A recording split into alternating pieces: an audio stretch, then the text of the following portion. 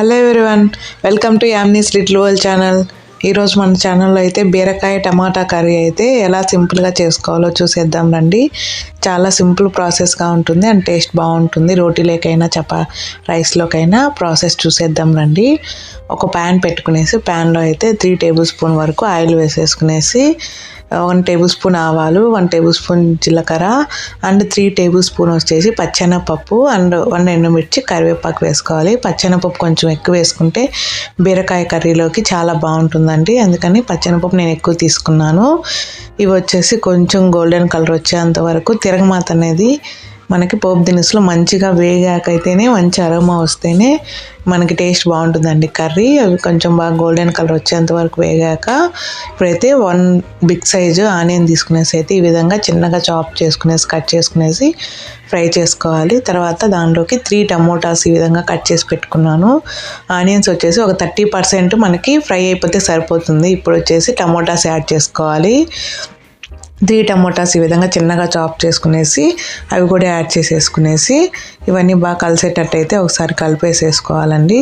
ఇప్పుడు మనకి టమోటాలు ఆనియన్స్ అనేది బాగా గుజ్జులాగా వచ్చేలా గ్రేవీ బాగా మగ్గాలండి. జస్ట్ ఒకసారి వచ్చేసి ఈ విధంగా టాస్ చేసుకునేసి 1 టేబుల్ స్పూన్ సాల్ట్ యాడ్ చేసుకుంటే తొందరగా అనేది టమాటాస్ మగ్గిపోతాయి.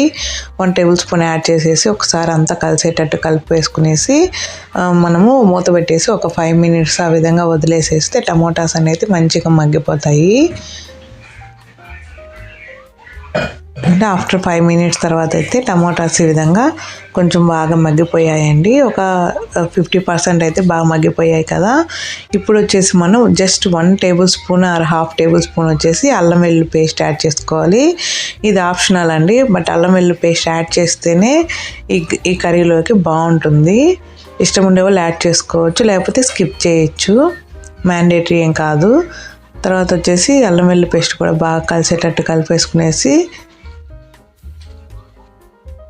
కొంచెం జస్ట్ ఒక 2-3 మినిట్స్ బాగా పట్టేటట్టు కలిపేసుకుంటే సరిపోతుందండి. తర్వాత 1 టేబుల్ స్పూన్ పసుపు వేసుకునేసి అండ్ 3 టేబుల్ స్పూన్ వరకు కారం వేసుకున్నాను నేను. నా చిన్న టేబుల్ స్పూన్ అందుకని చెప్పేసి 3 టేబుల్ స్పూన్ పట్టింది కారం. 2 టేబుల్ స్పూన్ అయితే సరిపోతుంది మీకు పెద్దదైతే. తర్వాత ఇవి స్పైసెస్ కూడా బాగా కలిసేటట్టు కలిపేసుకోవాలి. ఇంకే స్పైసెస్ అవసరం లేదండి, జస్ట్ పసుపు కారం సరిపోతుంది. మనము కట్ చేసుకున్నటువంటి బీరకాయలు కూడా ఇక్కడ వచ్చేసి నేను 1/2 కేజీ వరకు బీరకాయలు అయితే తీసుకున్నాను.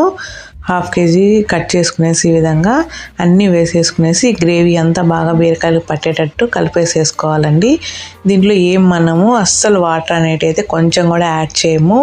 బీరకాయలో వాటర్ క్వాంటిటీ అనేది ఎక్కువ ఉంటుంది కాబట్టి మనం వాటర్ అనేది అసలు యాడ్ చేయని అవసరం లేదు. తర్వాత ఇందాక 1 టేబుల్ స్పూన్ వేసాను కదా సాల్ట్, నేను మళ్ళీ ఇప్పుడు ఒక 1 టేబుల్ స్పూన్ యాడ్ చేసుకున్నాను. జస్ట్ అంతా కలిసేటట్టు ఒకసారి అయితే ఈ విధంగా టాస్ చేసేసుకునేసి మనం జస్ట్ మూత పెట్టేసి జస్ట్ ఒక మీడియం ఫ్లేమ్లో పెట్టేసి వదిలేస్తే వాటర్ అనేవి బాగా వచ్చేస్తాయండి పైకి. చూడండి, ఆఫ్టర్ 5 మినిట్స్ తర్వాత అయితే కన్సిస్టెన్సీ ఇలా వచ్చింది. మనం ఒక్క రౌండ్ కూడా వాటర్ వేయలేదు కదా, బీరకాయలో ఉండే వాటరే బయటకు వచ్చేస్తాయండి ఈ విధంగా కుక్ అయ్యేకుంది.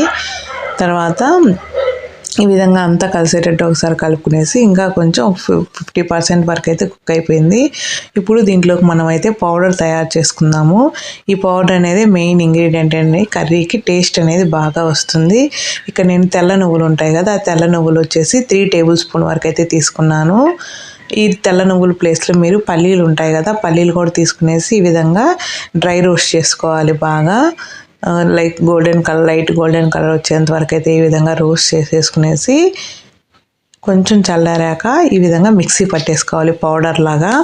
ఈ ప్లేస్లో మీరు పల్లీలు కూడా వేయించేసుకునేసి ఇదే విధంగా పౌడర్ లాగా మిక్సీ పట్టేసుకునేసి వేసుకుంటే కర్రీకి అనేది చాలా అంటే చాలా టేస్ట్ వస్తుందండి. ఈ విధంగా ఒకసారి చేసి చూడండి. ఈ పౌడర్ వేయడం వల్ల కర్రీ టేస్టే మారిపోతుంది. ఈ విధంగా పౌడర్ అనేది మిక్సీ పట్టేసుకునేసి కర్రీలో యాడ్ చేసేసాను. అంతా ఒకసారి పౌడర్ అంతా కలిసేటట్టు కలిపి పెట్టేసుకుంటే ఇంకా జస్ట్ ఒక 2-3 మినిట్స్ అయితే ఆ విధంగా కలిసిపోతే సరిపోతుందండి. ఇంకా కర్రీ అయితే రెడీ అయిపోయినట్టేను. ఈ పౌడర్ వేయడం వల్లే ఫైనల్గా అయితే కర్రీ అనేది టేస్ట్ మనకి మంచిగా వస్తుంది. ఒకసారి ఈ విధంగా ట్రై చేసి చూడండి. చూడండి, కర్రీ అయితే అయిపోయింది, ఇంకా సర్వ్ చేసేసుకోవడమే. ఇది చపాతీలోకైనా రైస్లోకైనా కూడా చాలా బాగుంటుందండి, ఒకసారి ట్రై చేయండి.